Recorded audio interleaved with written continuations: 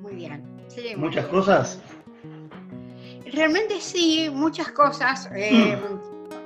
¿Sabés qué pasa? Es decir, estoy dando las clínicas 3 veces. Desde Árbol Comunidad, siguiendo con el ciclo Grandes Conversaciones, donde nos proponemos charlar con referentes y hacedores para que nos compartan sus saberes y sus experiencias, hoy tenemos el privilegio y el honor de contar con Liliana Hecker. Liliana es escritora, cuentista, novelista, ensayista argentina. Participó de muy chica en revistas con Abelardo Castillo. La primera revista, y ahora vamos a hablar de eso, fue El Grillo de Papel. La segunda revista que participó fue El Escarabajo de Oro. Y la tercera revista que participó así de una presencia muy importante es El Ornitorrinco. Ganó muchos premios, estuvo nominada a un montón de otros premios. Quiero decir que ganó el premio Conex de Platino en el 2014, el primer premio nacional de literatura, la mención para el premio de la Casa de las Américas. Bueno, tiene un recorrido bárbaro, increíble, y además todos sus trabajos fueron traducidos a un montonazo de idiomas que sería como demasiado difícil decir cada uno. Liliana, hola, gracias por estar con nosotros. Javier, un gran placer estar charlando con vos y con ustedes. Así que realmente tengo una gran alegría, más que sé que sos de mi barrio, de Sí, Almagro, entonces algo más nos une acá. más todavía, más cerca estamos. Bueno, nada, en principio, obviamente agradecerte. Sabes que Árbol es una comunidad para personas más 60, que en realidad lo que busca es tratar de estimular, generar posibilidades de creación, de seguir creando, de seguir este, haciendo cosas. Y en este ciclo de grandes conversaciones lo que nos proponemos es, bueno, nada, tener este vínculo y esta charla con hacedores y hacedoras y decir, bueno, cómo la vas llevando, cómo te está tratando este tiempo y bueno, y contarnos también tus experiencias. Sabemos que eso por ahí en la presentación lo decía, hay alguna anécdota muy linda que fue cuando le presentaste a Abelardo Castillo a tus 16 hermosos años, un poema y una carta, entiendo si es así o no, y él te citó en las Violetas, ¿puede ser? Por supuesto. Como corresponde, que sigue como, estando. como corresponde, claro. Y Eh, contanos un poco eso, cómo fue. bueno, quiero aclarar varias cosas. O sea, Dale. Abelardo Castillo tenía 24 años, era un absoluto desconocido también. Perfecto, Quiero decir eso, perfecto. deslumbrante cuando lo conocí, porque ya a los 24 años supongo que antes también, sin duda antes también, porque mucho antes había escrito ya una novela que ahora se reeditó. Yo justamente hice el prólogo, que es La Casa de Ceniza, pero era un total desconocido. Habían publicado él y otros 3 jóvenes escritores, uno era Arnoldo Lieberman, los otros, bueno, un poeta, otro, habían fundado El Grillo de Papel. Yo tenía 16 años, terminé el colegio, y estaba segura que si escribía tenía que participar en una revista literaria, pero simplemente por una cuestión de carácter, tenía que hacerlo. Yo, de hecho, ya había terminado y aprobado con notas bastante brillantes el ingreso a ciencias exactas. Yo ya Ah, estaba en la Facultad de Ciencias Exactas a los 16 años, pero me tiraba a la literatura, mandé una carta, en efecto, y un poema, porque en ese primer número había una convocatoria, decía, bueno, invitamos a los jóvenes narradores y poetas a que nos escriban, y yo dije, es para mí esto. Eh, entonces escribí, me llamó, había huelga de correos. Fue como tirar una botella al mar, porque era altamente probable que esa carta no llegara nunca, y de hecho llegó bastante después, Yo mandé la carta y me fui al viaje de egresada, acababa de terminar la escuela normal, así que claro. no, me fui con mis compañeras del Normal 7 a Ah, Mendoza. Sí, lógico, todo Corrientes y era de Gastón. Almagro, todo ocurría en Almagro. Me fui a Mendoza y cuando volví, bueno, vuelvo de ir a la pileta, me acuerdo, y mi hermana me dice, te llamó Abelardo Castillo, del Grillo de Papel. Bueno, me dejó número, yo llamé, y entonces ahí me dijo, bueno, que quería encontrarse conmigo, que dónde vivía yo decía que en Almagro. El diagramador de entonces de la revista, Leandro Hipólito Ragucci, un gran escenógrafo también, vivía en Almagro, vivía en Rivadavia, si no me equivoco, y Medrano, Rivadavia y Gascón, y Rivadavia y Salguero, por ahí. Y bueno, no, ahí nos encontramos en Las Violetas. Yo fui con mi carpeta negra de hojas Rivadavia, con muchos de mis manuscritos. Y ahí, en realidad, por alguna razón, simplemente porque salió en Google, eso hace muchos años, esa anécdota de lo que me dijo Abelardo, que es cierto, que el poema no era malo, pues lo tengo, pero que en la carta, bueno, se notaban mis condiciones de escritora, pero no fue lo más importante, de verdad que no, por ahí es lo más curioso. Claro. Lo fascinante fue la conversación en que casi todo el tiempo habló Abelardo.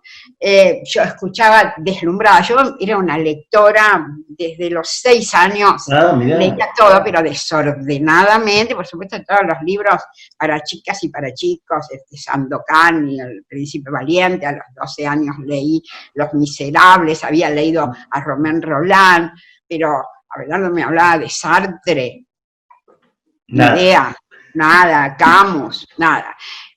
Bueno, y entonces miró la carpeta. En realidad para mí lo significativo sí fue eso. Miró, no leyó todo, era manuscrito. Sé ahora que nadie lee todo, además en un café ahí.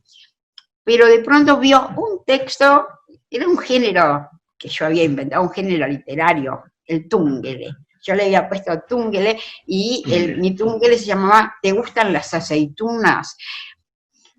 Era un texto que yo había escrito porque, bueno, no sé, me salió, lo escribí, y bueno, y a Abelardo le gustó mucho ese texto. Mirá qué bueno.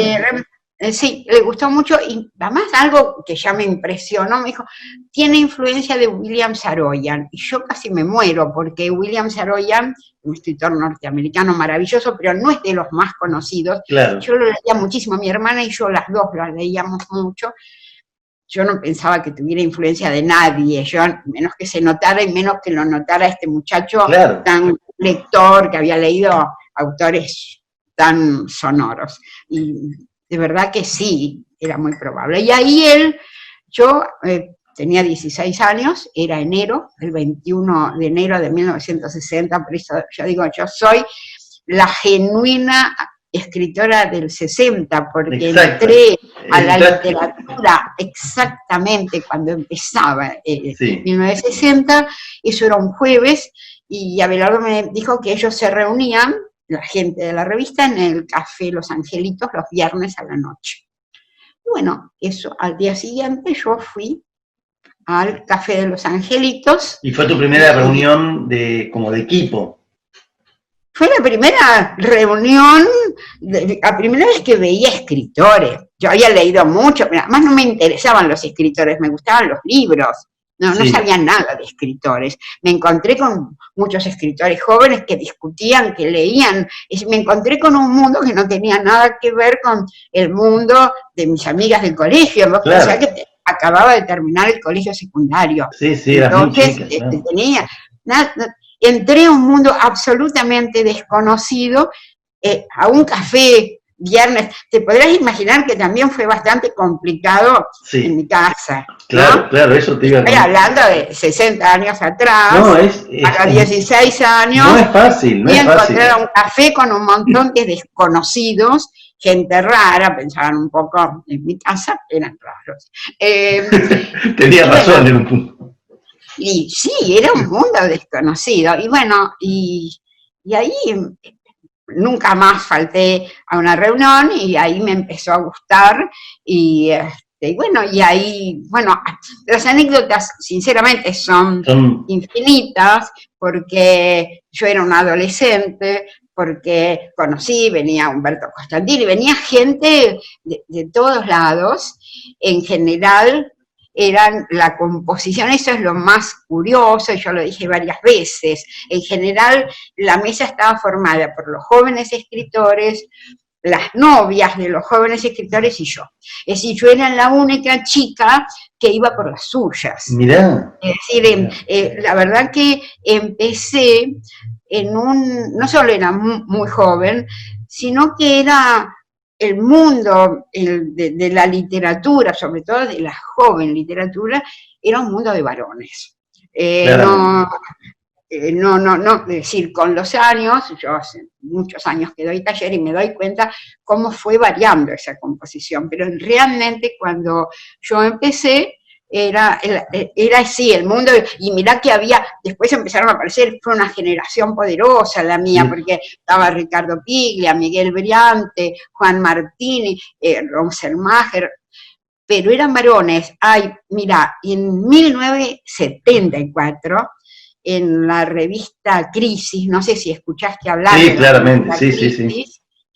Realmente tenía un enorme peso, y le dedicaron una parte de uno de los números de la revista a los jóvenes escritores argentinos. De los jóvenes, éramos 13 jóvenes escritores argentinos, 12 varones y la única mujer era yo. Es decir, ese mundo era así, es decir, entré a un mundo absolutamente nuevo, muy temprano, y de hecho, a los 17 años, yo era secretaria del Grillo de Papel, es decir, si habían ido dos de los directores, pensaban nombrar un secretario de redacción, había varios interesados ahí peleando, claro. Yo escuchaba. Yo te voy a decir, ahora parece mentira porque hablo mucho, pero durante ese año lo que más hice es escuchar, porque no conocía nada de las cosas que hablaban y, digamos, escuchaba cosas con una avidez enorme. Hablaban de Sartre, hablaban de Camus, hablaban de Kafka, y entonces yo me iba a la librería Fiorentino, que estaba en Caballito, divino el librero, eran esos libreros de antes que sabían mucho. Sí, claro. Deme lo mejor de Sartre, deme lo mejor de Camus, y leía sobre todo lo que había escuchado. No hablaba mucho, pero cuando se dio esa discusión, quién iba a ser el secretario de la redacción, yo no participaba, y de pronto Abelardo me dice, ¿vos creés que algún día vas a dirigir la revista? Le dije, sí. Me dice, bueno, vos sos la secretaria de redacción. Y dirigí la revista. Una locura. O sea, sí, muy hermoso. Así que yo en el último número de Grillo de Papel, en realidad, porque muy poco tiempo después, un decreto estatal prohibió varias publicaciones. De izquierda estaba la revista Cuatro Patas, una revista genial de humor, la revista Chega, había muchas revistas, prohibieron el Grillo de Papel, pero al poco decidimos, eso lo decidimos Abelardo y yo era muy joven, sí, todavía no había cumplido 18 años, y yo estaba decidida, para mí era muy importante esa revista. Y entonces decidimos fundar una revista, y de hecho la fundamos Abelardo y yo. Yo encontré la imprenta, porque habían cerrado la imprenta donde salía el Grillo, y cerca de la facultad, yo iba a la facultad, cerca de donde vivo ahora, Perú 222, que ahora, bueno, es la Manzana de las Luces, pero en esa época era la facultad de Física y Química, la facultad de Ciencias Exactas. Muy cerca encontré una imprenta, y de puro caradura, como me metí en todo. Siempre, de verdad, ¿no? Que me metía de prepo, y se ve que los convencí con mi pinta, veían a una chica. Yo tenía 17 años y parecía menor, esa es la verdad. Encima parecías menor. Parecía menor, siempre fui petiza y lo sigo siendo, por supuesto, pero tenía cara de nena. Y bueno, se ve que claro, debía despertar cierta ternura en la gente. Claro. Bueno, la cuestión es que los convencí de que nos sacaran la revista. A Velardo conseguí la imprenta. Y ahí fundaron el Escarabajo de Oro. Y ahí sacamos el primer número del Escarabajo de Oro, y bueno, Fui secretaria de redacción en los primeros números y después fui subdirectora del Escarabajo de Oro. Sí, pero claro, el Escarabajo de Oro fue una revista realmente, creo que ahora la consideran una revista mítica, para mí es parte vital de mi historia, pero realmente creo que fue una revista única, lo mismo que el Ornitorrinco, que salió en una época mucho más difícil, porque salió en la época de la dictadura, que esa también la fundamos. ¿En el 77?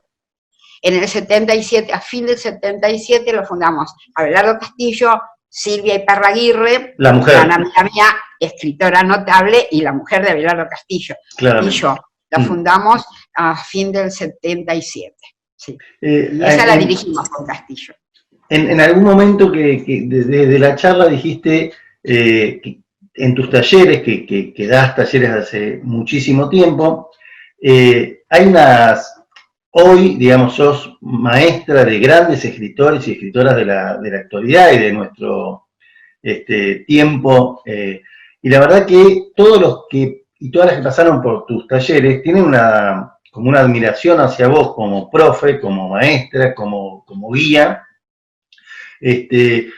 Dicen que tus devoluciones son increíbles, comprometidas, que no es que, digamos, que te metés mucho en el laburo de cada una y cada uno de los participantes de tus talleres, y sienten que, viste, que pones el alma, que pones el corazón, que la devolución es como una clase en sí. Esto de tus devoluciones, que te diría que ya son famosas, porque se comenta mucho, lo haces porque no encontrás otra manera de dar una devolución, o lo haces porque, bueno, es así. Mira, en realidad a mí me importa mucho dar taller o clínica, como sea, a gente que me importa.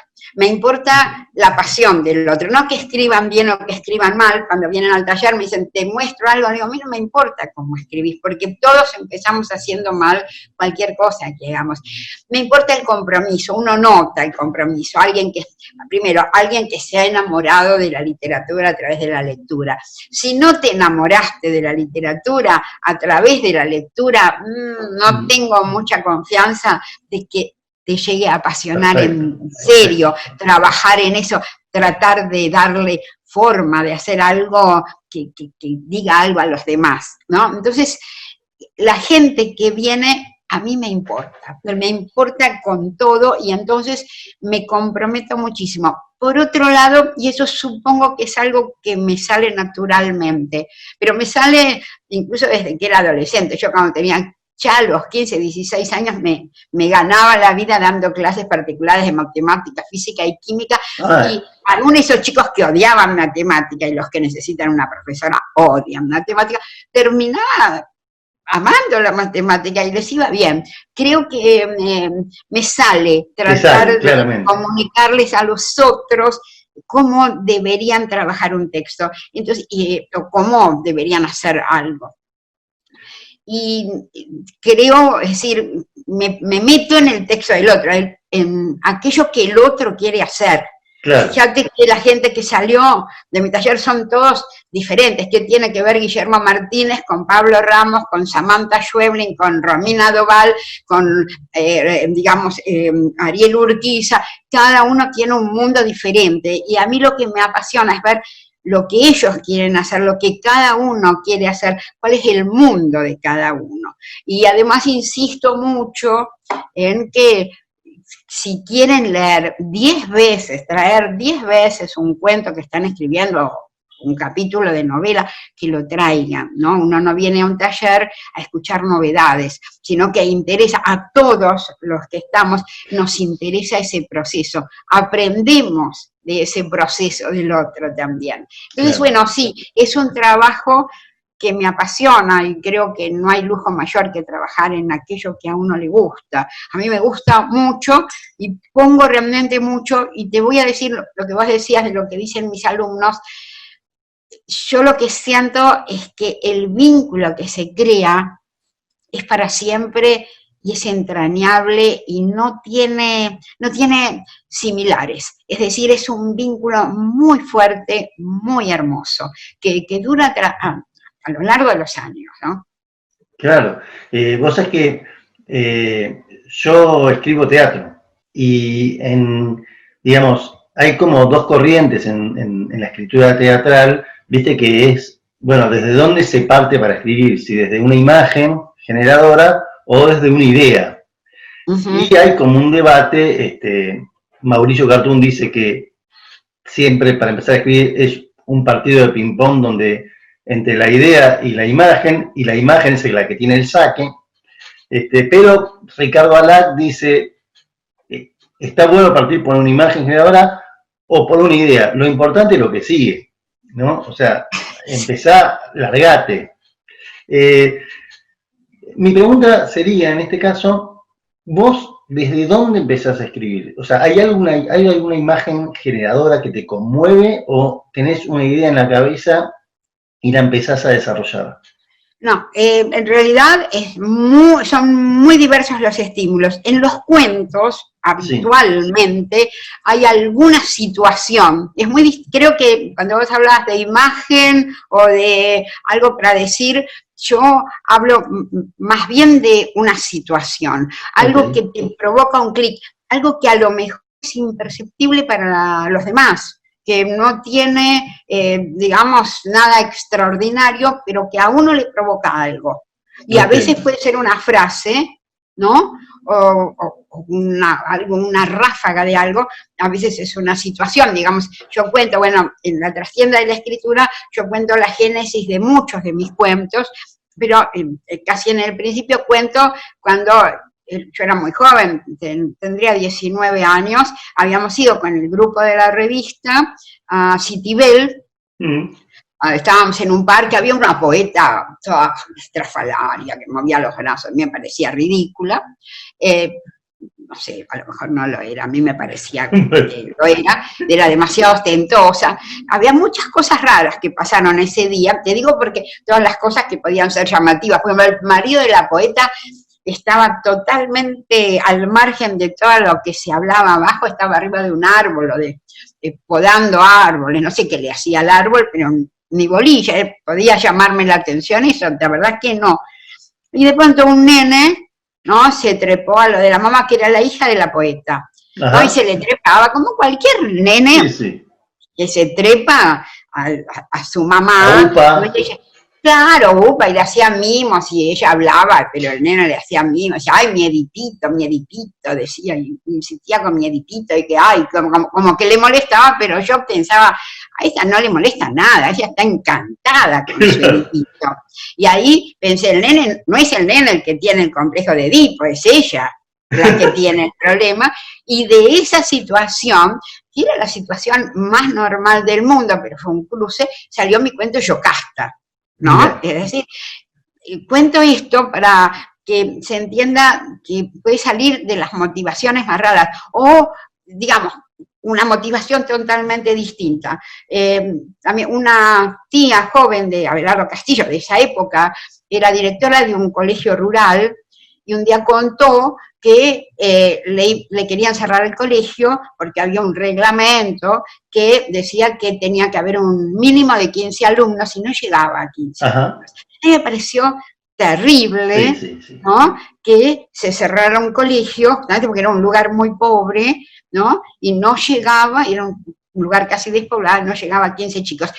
De esa situación salió mi cuento Los que viven lejos. Por eso, los cuentos para mí salen en general de situaciones mínimas, aunque en algunos casos sale de algo que tal vez es complejo y difuso, que quiero decir, como un cuento largo como De la voluntad y sus tribulaciones, ya desde el título creo que se nota que a mí me interesaba la cuestión de la voluntad, es decir, ya no es un tema, ahí no es un tema ajeno, es un tema tuyo. Todos son, mira, Javier, todos son de... Si a mí me motivó esa chica, esa mujer, ¿no? En realidad quería aferrarse al nene, O te afectó lo de la escuela rural. Colegio, exactamente, es porque de alguna manera son temas. Nadie elige un cuento que no sea suyo, salvo que sea un poco mercenario, dice, mira, en este momento el tema es el sexo explícito, escribí un cuento, bueno, es otra manera, a lo mejor salió un buen cuento también, pero bueno, yo necesito algún tipo de mandato interno para comprometerme con un cuento. Lo que pasa es que en algunos casos es una problemática, como puede ser la de la voluntad. Y claro. En otros, y entonces, en ese caso, lo que hay que armar es la situación. Tenés el problema, pero no tenés la situación. Y en otros, en los cuentos casi siempre me pasa, estoy citándote la excepción. En los cuentos, en general, lo primero que aparece es una situación mínima. Eso es lo que me gusta. Ahora, en las novelas, en general, aparece un conflicto que a mí me interesa, ¿no? Entonces, en general hay una historia, ¿no? Había en Zona de Clivaje, que fue en realidad un cuento que a mí se me ocurrió a los 20 años, un cuento que iba a tener 10 páginas y de pronto empezó a crecer y, digamos, bueno, tuve años hasta que pude escribir esa novela, pero yo sabía además que había algo muy particular que quería decir acerca de la mujer, ¿no? El conflicto que tiene entre su cerebro y su cuerpo.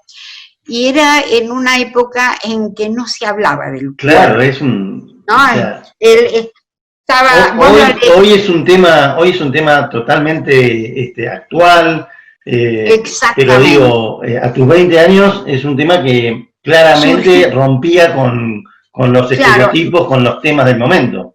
Incluso cuando lo publiqué como más de 20 años después, todavía no se hablaba tanto del cuerpo. Y yo sentía, y sigo sintiendo, que para una mujer su cuerpo es trascendente, creo que para un hombre también, pero a mí me importaba eso, porque sentía que tenía que tocar fondo en la condición de mujer. Te digo esto para decir, ahí había una problemática, como la había, muy compleja y que tenía que ver con la dictadura y con muchas cosas en el fin de la historia. Ahora estoy en un baile semejante, muy en el principio de algo y también hay una problemática y hay una situación inicial y hay personajes. Bueno, ahora estoy en el medio de la nebulosa, como yo la llamo. Que es un estado interesantísimo también, ¿no? Es un estado interesantísimo, es un estado fantástico. Viste que se dice que escribir es corregir y todo lo demás es catarsis, creo que lo dijo Tito Cosa o alguien. Y sí, escribir es corregir. Lo que pasa es que escribir es un complejo, digamos, yo siempre digo, no es escribir, cuando yo digo estoy escribiendo, porque hay épocas, y yo hablo de las épocas en blanco, que son bravas, estás en blanco y estás en blanco, no tenés ninguna situación en que recalar, para decir, esto sería bueno, y no hay caso. Pero cuando se me ocurre algo, yo por ahí voy caminando por la calle, y estoy escribiendo, porque se me ocurre una situación, me despierto en mitad de la noche, digo, esto se podría resolver así, eso también es escritura, todo lo que uno va armando, todo lo que a uno se le va ocurriendo, todo lo que uno va descartando, todos los papeles que uno va tirando, eso también, y después sí, buscar, uno va corrigiendo, yo siempre digo, y lo he repetido hasta el cansancio, que para mí la primera versión de algo es nada más que un mal necesario, ¿no? Claro. Uno larga esa primera versión. Es el primer paso. Exactamente, y sobre eso uno va trabajando como un escultor trabaja su materia, ¿no? Su material para buscar aquello que quiere expresar. Bueno, todas esas etapas son la creación. La corrección tiene mala prensa porque se vincula con los maestros autoritarios con el lápiz rojo tachando. Entonces, ahí la palabra corrección no tiene nada de grato, al contrario, es todo lo contrario de lo creador. Y esto se escribe así y se escribe así, y vos andá a cantarle a Gardel, porque claro. En cambio, cuando yo hablo de corrección, hablo de una búsqueda.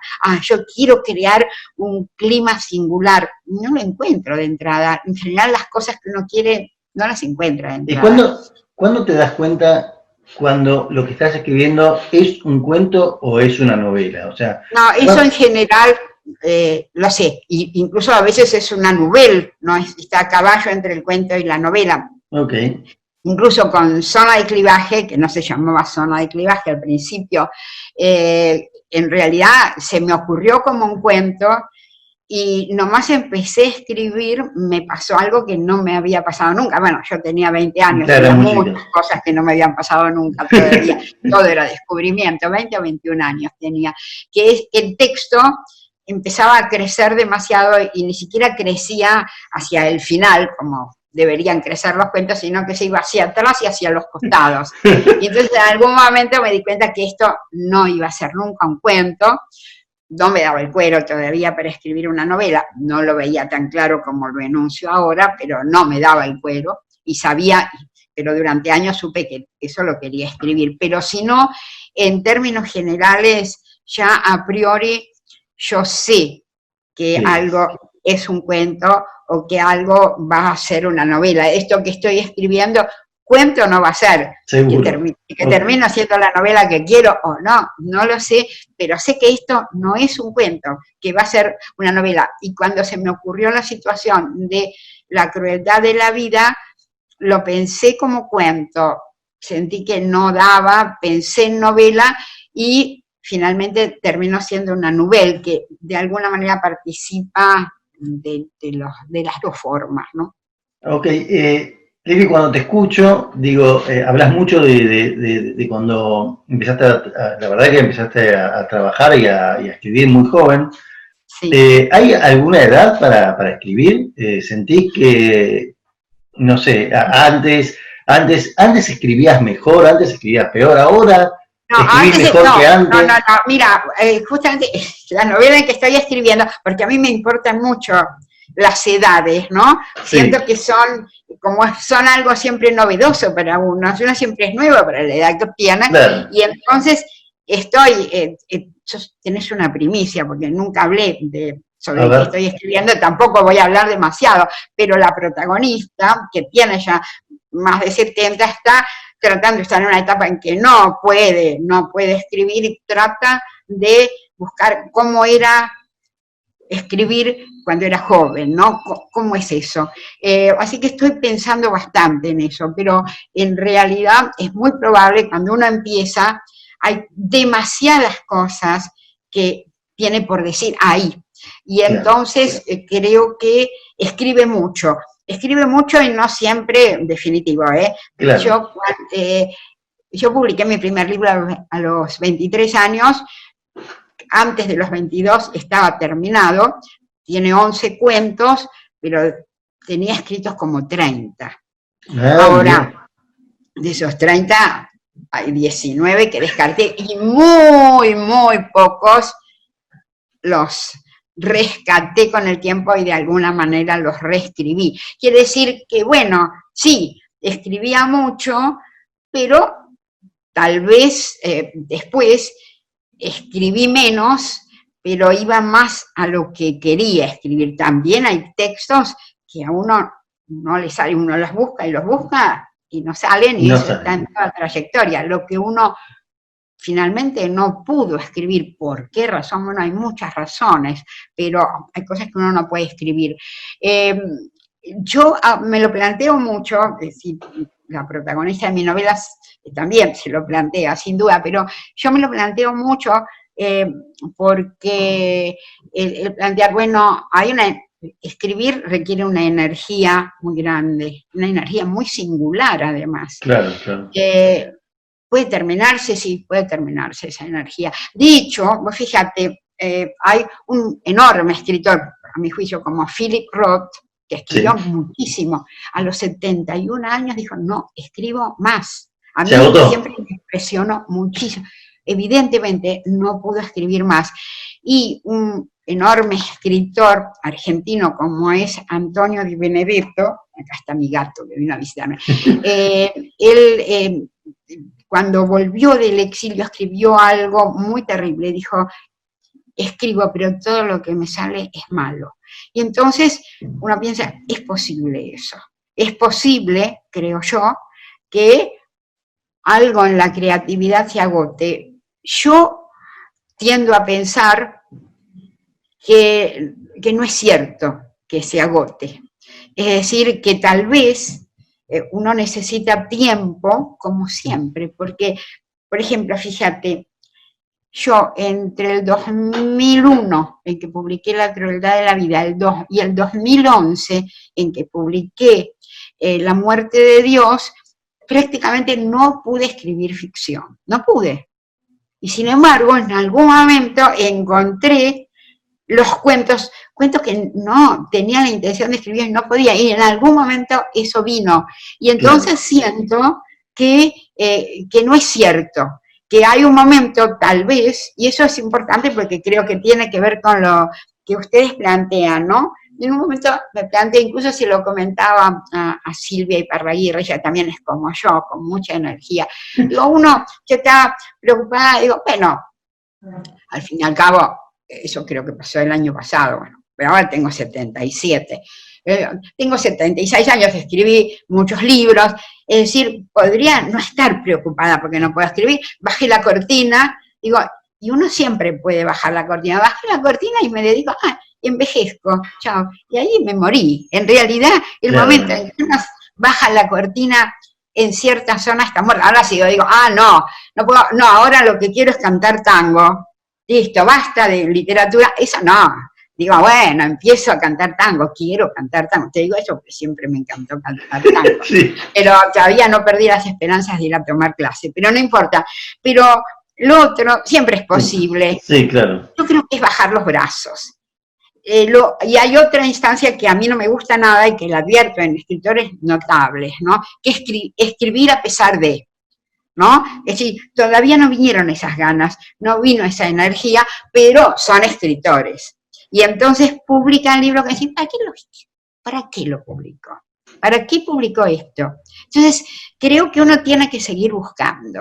Creo que no hay ninguna razón para que la imaginación se agote, y los temas nunca se agotan, porque esto mismo que yo te estoy contando es un conflicto. Claramente. Un conflicto nuevo para mí. Entonces, si es un conflicto nuevo para mí, quiere decir que es interesante, que lo busque, que lo escriba. A lo mejor consigo terminar la novela, a lo mejor no es como yo, nunca va a ser lo que yo quiero y nunca la publique. Yo la estoy buscando en este momento, y eso es algo que descubrí, que uno siempre puede tomar la decisión de bajar los brazos. Listo, llega hasta acá, claro. Listo, no tengo más obligaciones. Pero eso se parece bastante a la muerte, creo yo, ¿no? Bajar los brazos en algo que a uno le importa. Claro, que a uno le genera una motivación interna interesante. Pensaba un poco, cuando te escuchaba, decía, ¿qué cosas, qué ritos, qué costumbres para escribir tenés? Y si esas costumbres y ritos, si los tenés, fueron cambiando con el paso del tiempo. O sea, cómo claramente no empezaste a escribir en computadora, entiendo que ahora... No, la máquina de escribir fue una institución, la amé, le dediqué un capítulo en la trastienda de la escritura. Tengo ahí, no se puede ver, la máquina de escribir que me prestó el que era el novio de mi hermana, que es su marido, 60 años, para que mandara la carta al grillo de papel. En esa máquina escribí mi primer cuento, me gustaba el ruido. Bueno, un hábito que dejé, que cambió sin duda, es el fumar. Yo no me podía sentar a escribir si no encendía un cigarrillo. Mira. Fumaba y fumaba mucho, era una época en que se fumaba realmente muchísimo. Había momentos en que yo me daba cuenta que tenía en el cenicero 3 cigarrillos encendidos, y si a las 2 de la mañana me quedaba sin cigarrillos iba a buscarlos. Parecía que el hecho de fumar era absolutamente, estaba incorporado al hecho de escribir. Y, bueno, a los 30 años tenía una tos terrible, no, voy a terminar muy mal. Imposible. Y bueno, dejé, después volví a fumar poquito durante varios años, porque me pareció muy temprano para dejar algo para siempre, pero ahí dejé, y no podía escribir. Digo, no, tengo que dejar, entre morir de una... ¿De cigarrillo? La enfermedad pulmonar y dejar la literatura, vuelvo. Pero después pensé, bueno, en realidad es un pretexto, uno se sienta a escribir y no siempre escribe. Entonces, encender un cigarrillo era iniciar el rito, ¿no? Excelente. Dije, bueno, nada, me siento de la máquina y no escribo y me tomo el tiempo que me tomo. Y bueno, lo conseguí, me costó, pero dejé de, sobre todo nunca más volví, ya te digo, volví a fumar, en algunos momentos fumaba un poco, porque además fumaba todo el mundo. Yo taller, cuando terminaba el taller, no sé, ni se veía. Pero debe ser como 30 años que dejé de fumar. Nada, no quiero ni pensar en el cigarrillo. Pero ese era un rito, que era fundamental, cambió. Pero, digamos, el mate sí. En general, ahora porque no es hora, porque terminé de almorzar hace un rato. Yo tomo mate a la mañana y tomo mate a la tarde. Ahora también tomo mate mientras doy las clínicas. El mate... Los gatos, yo he tenido a lo largo de mi vida algunos, no todos los gatos son escritores, pero algunos son escritores. Yo ahora tengo un gato que se llama Brando y una gata que se llama Praskovia, y Praskovia es escritora, y hay algo maravilloso. A mí me encanta escribir a la mañana temprano. Ahora con la pandemia ando un poco desordenada, entonces no siempre me levanto temprano, claro. pero me encanta levantarme. Y cuando yo me levanto temprano, voy a la cocina, me preparo el mate y vengo, y Praskovia, vos no podés ver acá, pero yo tengo acá delante, hay una biblioteca que está atrás que es la que se debe ver. Sí. Acá tengo otra y Praskovia encontró como un huequito, entonces yo me siento que ella me está esperando. Eso es maravilloso. Es decir, los gatos a veces se transforman en parte del ritual. Tuve algunos gatos, mi gato Iván era un gato escritor, también los gatos, necesito papeles, necesito, digamos, las herramientas, amo estas herramientas, necesito, la mesa mía es muy grande, es una mesa para asados. No me gustan los escritorios porque son muy reducidos, entonces necesito tener muchos programas de papeles. Escucho música, la música que escucho depende a veces de lo que estoy escribiendo. Tengo una radio, busqué mucho una radio que fuera, me la regaló Ernesto, encontró, digo, quiero una radio que sea una radio, porque ahora, viste, sirven, son otra cosa y además se escucha radio. Digo, yo quiero una radio. Y él me encontró una radio que tiene nada más que las funciones de radio, forma de radio, es una excelente, radio. Excelente. ¿Y la tenés ahí? Sí, la tengo en mi escritorio, es decir, tengo muchos papeles, mucho desparramo en el escritorio y eso para mí es fundamental. A veces me levanto, cuando estoy muy embalada, necesito caminar, necesito mirar por la ventana, eso me encanta, ni me doy cuenta, ¿no? De pronto estoy embalada con algo y necesito, y me levanto y miro por la ventana.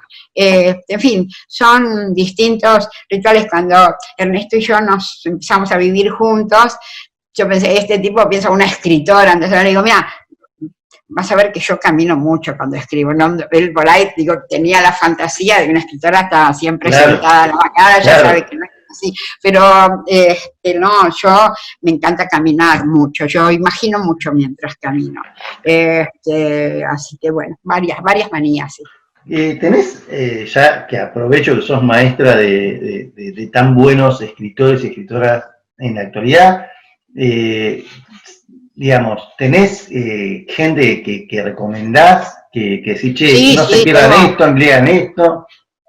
Sí, tengo, bueno, además de todos los que ya se formaron hace años, que los nombré, y que son realmente, qué sé yo, son grandes escritores, tanto Samantha Schweblin, que además la amo, a Sami, Pablo Ramos, que es un amor, es alguien a quien amo, con que un día le dije a Pablo y él se acuerda, digo, Pablo, a vos o te salva la literatura o no te salva nada, porque es un loco totalmente, pero genial, un loco genial. Guillermo Martínez, que venía cuando era muy joven, y nada, Guille muy estructurado, bueno, todos, hay muchos, Raúl Brasca, que se ha vuelto un especialista en microcuentos excepcional y que empezó a escribirlos acá, Silvia Schuher, que perteneció al primer taller. Y escribe infantil, Silvia también.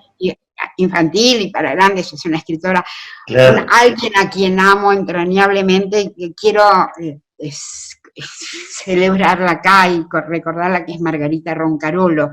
Margarita extraordinaria, extraordinaria en todo sentido, y ella ya el segundo año que yo di taller en el IFT, ya venía Margarita, y Margarita vino muchos años, y además una persona a la que quise enormemente, sí, que le debo además que ella cuando la primera vez que leí mi cuento La fiesta ajena en el taller, ella me dijo, el cuento es muy bueno, pero algo le falta en el final, y era cierto, y lo corregí, bueno, muchas cosas. Ahí te estoy hablando de gente de hace mucho, pero ahora mismo hay tipas extraordinarios. Ariel Urquiza es un escritor increíble. Jorge Muñoz, estoy hablando de los de mi taller porque me preguntaste, hay escritores maravillosos, jóvenes, es decir, Jorge Muñoz, Paula Prengler, Nora Rabinovich, siguen, mira, hay algo, muchas cosas son muy difíciles acá, tenemos épocas tremendas, no vamos a hablar ahora de eso, pero sigue habiendo mucho talento para narrar, pero mucho talento, continuamente, ahora mismo, ¿no? Gente que todavía no ha publicado y que tiene un talento enorme y que seguramente cuando publique se les va a reconocer ese talento. ¿Sí? Hay muchos, te digo, no quiero ser injusta, porque hay muchos, realmente gente, pero brillante, y hay muchos escritores jóvenes maravillosos, nos vinieron a mi taller, como Selva Almada, como Alejandra Sina, Gabriela Cabezón Cámara, que es excepcional, Alejandra Camilla, no quiero decir, los de mi taller, simplemente... No, está perfecto. Los conozco, pero de verdad que sigue habiendo escritores notables. La idea era esto de que puedas refrescarnos un poco de las nuevas generaciones y los nuevos escritores y escritoras. Quería preguntarte, ¿qué cosas positivas te deja esta cuarentena? Mira, a mí mucho. La primera, pude arreglar la biblioteca. Años que me venía diciendo, tengo que ordenar, cuando uno tiene muchos libros, y cada vez recibe más libros, y compra más libros, y consulta más libros, llega un momento, además de que juntan tierra, porque juntan tierra, ya no encontrás nada, no sabés qué tenés. Dijo, este libro yo lo tenía. Pero claro, es una tarea que lleva, para hacerla bien, lleva mucho tiempo, porque uno tiene que meditar, me quedo con este libro, no, ¿dónde lo acomodo? Es complicado. Bueno, lo primero que hice cuando empezó, todavía cuando pensábamos que iba a durar nada más que 14 días, arreglo la biblioteca, y estuve muchos días haciéndolo, con todo el tiempo por delante, es decir, todo el tiempo que necesité, me lo tomé, y entonces arreglé bien la biblioteca, incluso muchos libros, y eso fue hermoso, que ya eran buenos libros, pero no me interesaba tenerlos, pero digo, los libros no se tiran. Bueno, y tengo un alumno nuevo de la nueva camada, que tiene una biblioteca, una librería hermosa, muy cerquita, y fuimos con Ernesto, le dimos todos los libros. Hermoso. Esa es una cosa. La otra, y muy importante, es que dije, bueno, esta novela, que hace mucho me viene rondando el principio y la idea, dije, bueno, ahora tengo mucho tiempo, no estoy apurada para nada, lo único que quiero es encontrar algo, encontrar un rumbo, después voy a trabajar. Y lo decidí, tanto es así que yo había empezado, yo este año no estoy dando talleres, sino clínicas. Habíamos empezado en marzo y, por supuesto, antes del 20 de marzo, dije, bueno, yo les escribí a todos, les dije, vamos a retomar, pero en este momento necesito un tiempo para encontrar lo mío. No quiero comprometerme con las ficciones de otros porque necesito buscar esto que yo quiero. Y me tomé esos 2 meses y encontré el rumbo. No sé cuánto me va a llevar a escribirlo, pero encontré el rumbo. Bueno, eso es otra cosa muy importante. Y otra, que para lo que siempre fui absolutamente inútil, pero que me estoy desempeñando con las cosas de la casa. Comemos. Mi mamá siempre, mi mamá era sabia, mi vieja era genial, y siempre decía, mi mamá cocinaba muy bien, decía, ustedes estudien, que cuando necesiten cocinar, van a aprender. Bueno, Me falló, porque dos inútiles como mi hermana y yo, muy difícil, muy estudiosas, pero la verdad es que ahora me las arreglo, sí, Y sí, comen muy bien. dignamente con Ernesto. Comemos muy bien, a veces compramos comida o cosas para preparar y otras me arreglo y me sale, bueno, son descubrimientos de uno. Otras cosas, tareas del hogar que no me apasionan, las compartimos, las repartimos, las hacemos, la casa está, pero no siento que sea, de ninguna manera siento que sea un tiempo negativo para mí. Es un tiempo, leo mucho, realmente leo mucho, y bueno, y ahora desde principio de junio retomamos las clínicas por Zoom, y la verdad que están funcionando muy bien. Por supuesto, no es como estar acá en el comedor de mi casa, que hay cafecito, intermedio, pero bueno, yo me preparo el mate, cada uno tiene mate, café, y están saliendo muy bien. Así que ¿Y bueno, estás dando las clínicas lunes, miércoles y viernes? Lunes, miércoles y viernes, claro, en general yo este año las clínicas las daba 2 veces por semana, porque eran grupos de hasta 6. Pero en las clínicas leen todos. Los que se anotan eran maratónicas, duraban como 4 horas y media, 5 horas. En Zoom morís. Si das una clínica tan larga, sí que son de 4 personas. Entonces no puedo dar 2 veces por semana, sino 3. Pero bueno, lo estamos haciendo, creo que están saliendo muy bien. Así que realmente, y ahora, es decir, hago yoga. Decía, a mí el movimiento para mí es muy importante. Bueno, mi maestra de yoga, que es maravillosa, da clases por Google Meet, y entonces martes y jueves hago yoga. Ayer no, el lunes, por primera vez, aprovechando este nuevo permiso, salimos a caminar con Ernesto antes de las 10 de la mañana. Eso fue maravilloso, necesitaba aire. Así que bueno, estoy bien. Está bien. Sí, quiero hacerte algunas preguntas más con respecto a conocerte un poco más. Si vos tuvieses que decir qué película te cambió la vida o qué película recordás como algo muy entrañable, ¿cuál dirías? No sé si a mí me cambiaron más la vida los libros que las películas, pero hay algunas películas. El cine italiano me movilizó desde siempre, desde que yo era chica y vi Ladrones de bicicletas, y el neorrealismo italiano, las películas de Sica ya me parecieron extraordinarias. Fellini me parece un genio total, o Ettore Scola, es decir, realmente son extraordinarios, de Visconti. Realmente creo el cine italiano me apasiona. Una película que yo vi montones de veces, seguiría viendo siempre, es All That Jazz. A mí All That Jazz me mueve, pero me mueve los cimientos. Es una película que realmente me fascina. Una película bella que vi una sola vez, no sé si alguna vez se volvió a dar, pero que fue una de las, porque a mí a veces no me gustan la literatura que amo, llevada al cine siempre es otra cosa.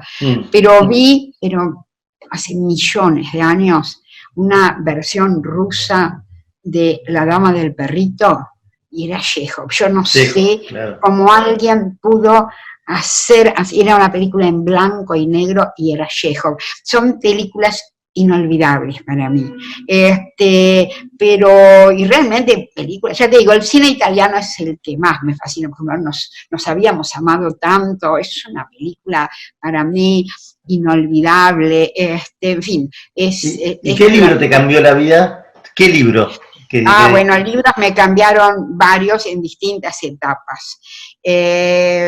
Digamos, yo siempre creí que a los 12 años, cuando leí Los Miserables, tenía 12 años, yo siento que sin saber ni lo que era opción, ni lo que era ideología, opté ideológicamente, ¿no?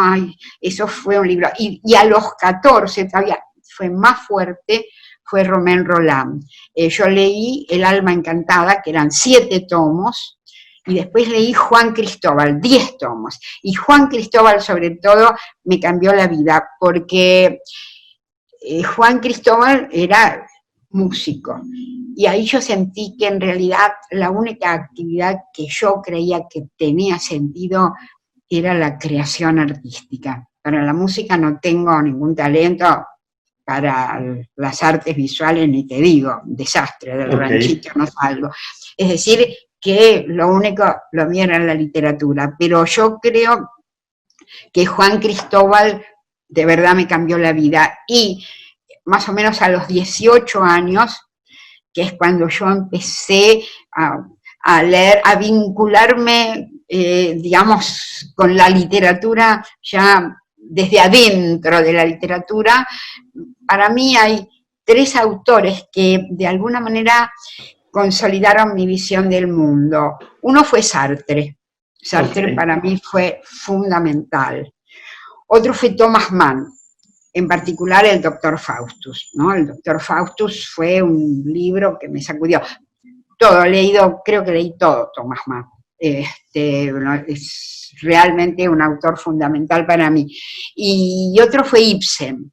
Ibsen, digamos, como el tema en Ibsen es la voluntad, y a mí la voluntad... Casa de muñecas con Nora, con la decisión de Nora. Sí, pero sobre todo Solness, realmente sí, fue un autor que a mí también, es decir, son autores que tuvieron que ver no con mi escritura, tanto Sartre como Ibsen como Thomas Mann, sino con la conformación, digamos, de alguna manera con la organización de una visión del mundo. Y después narradores muchos, realmente muchos. La narrativa norteamericana, por ejemplo, para mí tuvo mucho peso. Un escritor como Maupassant tuvo mucho que ver, para mí es el gran maestro de la narrativa, ¿no? Del cuento, los autores rusos, la literatura rusa para mí fue, digamos, tanto Tolstoy como Dostoyevsky, como Chekhov, en fin. He leído tanto, así que de distintas maneras. ¿Sabes qué? Cuando te escucho, me pongo a pensar qué autores tengo y qué autores me faltan, y me aparecen las imágenes de las tapas de los libros, me aparecen los nombres escritos, y me aparecen también las cosas que todavía no leí, que obviamente son imposibles, pero cuando te escuchaba un poco, hablaste en algún momento de la música, y digo, ¿cuál es tu música favorita? ¿Hay algo que te conmueva, bueno, por momentos? Mira, es decir, amo el tango, es decir, me gusta mucho la música, además tengo mucha memoria, así que tengo un repertorio de las canciones más insólitas, pero más insólitas, no se puede creer. Boleros que ni siquiera mi hermana, sino mis primas más grandes cantaban, yo me los acuerdo, o canciones increíbles que cantaban mi mamá. Mi mamá cantaba unas canciones, unos dramones tremendos. Mi mamá era muy alegre, pero cantaba unas historias de chicas tuberculosas, amores contrariados, cieguitas, bueno, yo me sé todo. Amo el tango, realmente me apasiona el tango, un amplio registro de tangos y de autores, incluso de letristas, Discépolo, Mansi, Celedonio Flores, me parecen realmente cada uno a su manera extraordinario. La música del tango, me parece, cantantes de tango que amo, como puede ser Rivero o como puede ser Susana Rinaldi. Ahora, cuando trabajo, lo que más escucho es música clásica, y clásica, Mozart, Beethoven, por ahí, es decir, realmente... eso te conecta con la creatividad, te conecta con sí, sobre todo, sí, y me estimula y al mismo tiempo no me distrae. Es decir, claro, un tango no me sirve, me apasiona, claro, pero no me sirve para escribir. Fundamental que no te distraiga de... Yo estoy escuchando los cuartetos para cuerdas de Beethoven, por ejemplo. Bueno, eso es algo que me va acompañando. Una pregunta así que me gusta hacerte es, si tuviese que elegir entrada, plato principal y postre, ¿Cuál sería? Postre no, no es que no coma, como como una bestia, engaño un poco por el físico, pero de verdad todos los que me conocen saben que es mejor, digamos, comprarme un auto que invitarme a comer. Me gusta todo, me gusta el comer, de verdad que me gusta el comer. Si me das a elegir ese es el plato principal. Sí, ¿Y cuál sería? Ay, no, me gustan muchas cosas, de verdad que me gustan tanto las pastas como la carne, como las comidas, desde, por ejemplo, comida árabe, comida judía, comida japonesa, comida china. Sí, sí, amo las comidas cuando voy a un país, digamos, probar las comidas de cada lugar es parte maravillosa del viaje. Entonces, me gusta todo, me gusta comer empanadas, y me gusta comer pizza. Sí, sí, me gusta muchísimo. Dulce, sí, me hace un postre y lo como, pero yo no soy dulcera. Por ejemplo, Ernesto, mi marido, él es dulcero. Él prefiere el postre. Come de todo, pero prefiere el postre. Yo no. Yo, si tengo hambre, además, a mí, dame comida, no postre. Claro, claro. La última pregunta que quiero hacerte es, ¿cómo, digamos, vos qué pensabas o qué creías? Porque bueno, sos una mujer que toda la vida hizo lo que quiso en principio, Sí. Y digo, ¿te imaginabas otra cosa cuando eras chica? O, porque bueno, empezaste a estudiar física, ¿no? Empecé a estudiar física, pero no me proyecté. No, en realidad nunca me proyecté más allá. No, no solo eso. Yo ahora pienso, no llegar a los 77 años. Yo no me imaginaba ni llegando a los 40. Ajá. No, de verdad que no. Es decir, para mí, como era muy joven, había hecho digamos, es decir, mi centro era la juventud, la adolescencia. Trabajé muchos años de adolescente, porque era la menor, fui la menor en mi casa, la menor en la escuela primaria, en la escuela secundaria, la menor en mi generación, la menor en la revista. Entonces, lo bravo es que un día me di cuenta que venían jóvenes a verme a mí que yo no era más la menor. Es muy fuerte. Es muy fuerte. Muy fuerte. Entonces tuve que construirme de nuevo. Yo, en serio, por ejemplo, los 30 años, es decir, pensé tanto antes de cumplir los 30 años, estaba tan preocupada, me parecía que yo no podía llegar, alguien como yo no podía llegar a los 30. Y fue tan fuerte que creo que me curé para todas las décadas. Después cumplir 40 me pareció fácil, y cumplir 60 y cumplir 70. No, no me asustaron más. Me di cuenta que uno pasa una década y no pasa nada. Uno sigue siendo el mismo. Pero cumplir 30 fue bravo. Entonces, nunca me imaginé más allá. Viví una vida muy intensa. Entonces, mi adolescencia y mi juventud fueron realmente muy intensas y no me imaginaba más allá. Realmente no me proyectaba. Tampoco empecé a estudiar física, es decir, porque me estaba fácil, no porque yo me imaginara siendo científica. Okay. Y empecé escribiendo porque me metí en el baile de la escritura, no porque me imaginara siendo escritora. Me fascinaba escribir, y me fascinaba y me sigue fascinando leer, y me fascinaba ese mundo, ¿no? El mundo de los escritores. Me sentí siempre muy bien, pero no es que me imaginara siendo escritora. Es decir, nada, un día tuve armado un libro y lo llevé y gané la mención de Casa de las Américas y se publicó y salieron críticas y de pronto tenía un libro publicado. Pero no, debo decir que no me proyecté nunca demasiado en lo que al día que llegue a tal cosa. Okay. De verdad que no fue así. La verdad que para mí escucharte, leerte, pero sobre todo que puedas transmitirnos esto de lo que fue y lo que es tu pasión y tu profesión, y además que ayudás a un montón de jóvenes que puedan también desarrollarse como escritores y escritoras. La verdad que para nosotros como Árbol Comunidad nos sentimos inmensamente felices de tenerte, de escucharte. No te queremos robar más tiempo. Sos una mujer que demostró toda la vida ser con mucha polenta, ir para adelante, generar tu propio camino y tu propio espacio. Y desde Árbol Comunidad también queremos transmitir eso, ¿no? O sea, esto de verte a vos y conocerte un poco más y quererte un poco más a través de lo que contás, para nosotros es una satisfacción enorme. Bueno, yo me sentí fantástico, Javier, así que bueno, te agradezco mucho. Fue una charla en la que me sentí bárbaro, así que bueno, Era hablaste la por los idea. codos, como me suele pasar. Está Así bien. que bueno, está bueno eso. Bueno, te agradecemos mucho, te mandamos un beso grande y Bueno, nada, un estamos beso en para contacto. Fernando y para todo el grupo, y bueno, sigan haciendo esto que es muy hermoso lo que ustedes están haciendo. Muchas gracias.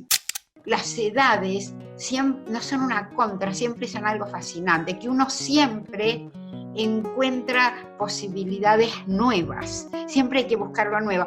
Yo no, por ejemplo, yo no soy nostálgica, lo que viví lo viví muy intensamente, no querría volver a tener 20 años porque ya está vivido, pero lo que estoy viviendo hoy es nuevo para mí. Esto mismo que está pasando es totalmente nuevo. Creo que estamos en la instancia de un cambio en el mundo, incluso que no sabemos cuál es ni cómo hacer ningún cambio es fácil, pero creo que estamos siendo testigos y protagonistas de un cambio, de esos que uno después estudia en el colegio. Claro, Tal claro. cosa, ¿no? Cambió el mundo y tal vez está pasando. Bueno, hay muchas cosas que todavía no vivimos. Y yo creo que tenemos que seguir viviendo intensamente, ¿no? Yo realmente lo creo muchísimo. Creo que no hay ningún impedimento incluso para modificar cosas en lo físico. Hay cosas que por ahí uno no consiguió y puede conseguir a lo largo de los años. Esa es mi manera de vivir la vida.